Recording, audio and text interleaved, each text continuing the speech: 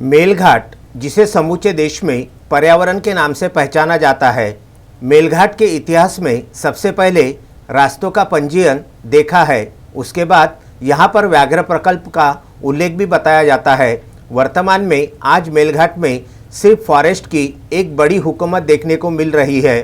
व्याघ्र प्रकल्प तेजी से बढ़ती क्षेत्र सीमा, उन सीमाओं में बसे छोटे छोटे गांव, जिनका समय समय पर मिटता हुआ अस्तित्व के साथ रास्तों का मुख्य सवाल भी इसी फॉरेस्ट से जुड़ते नजर आ रहे हैं।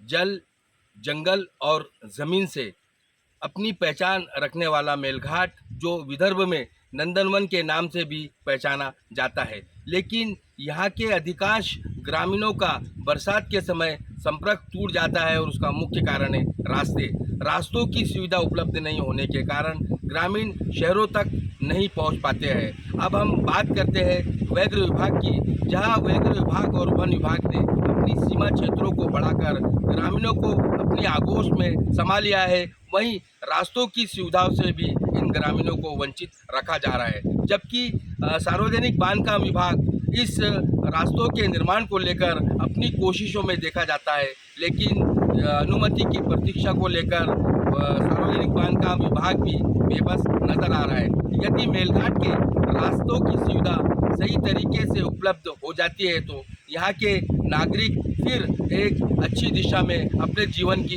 शुरुआत कर सकते हैं। कभी मेलघाट के गांव और शहर, महानगरों की ओर जाने वाले मार्ग लोक निर्माण विभाग की मिल्कियत हुआ करते थे, जिनको बिना रोक टोक लोक निर्माण विभाग नागरिकों की सुविधा के मुताबिक तैयार करवा देते थे। मेलघाट में लोक निर्माण विभाग की अपने ही रास्तों को लेकर बेबस बने रहने की तस्वीर अब उजागर हो रही है।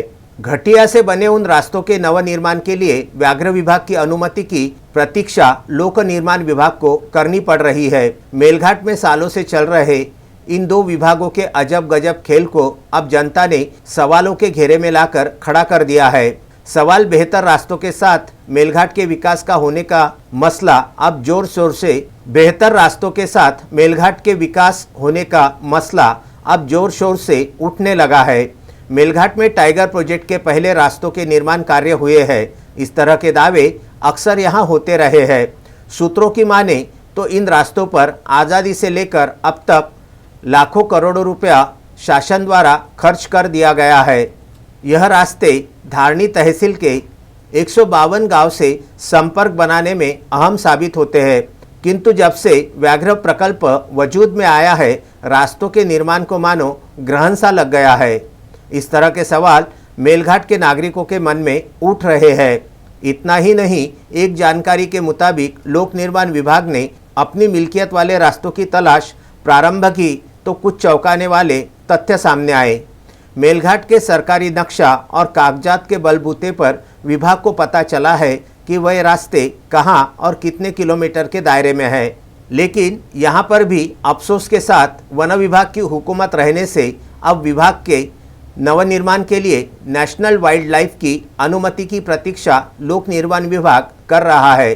सूत्रों की माने तो लोक निर्माण विभाग रास्तों के नवनिर्माण और मरम्मत के लिए शासन की निधि की कोई कमी नहीं बता रहा है।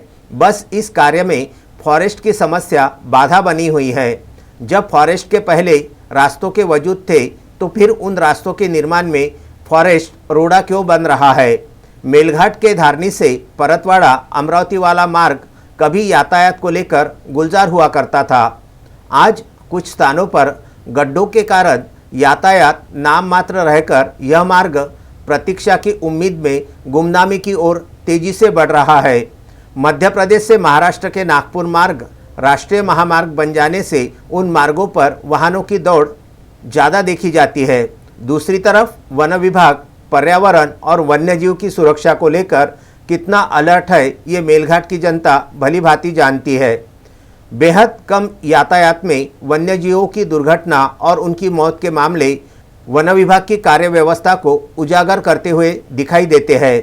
यदि सही में ग्रामीणों का विकास चाहते हैं तो पहले रास्तों की सुविधा मुहैया करवाना जरूरी है, तब कहीं जाकर उन दुर्गम ग्रामों का विकास साबित हो सकेगा। तस्मीन शेख, सुलेमान मेमन, शकील अहमद के साथ जुगल किशोर जायसवाल, विदर्भ न्यूज धारणी।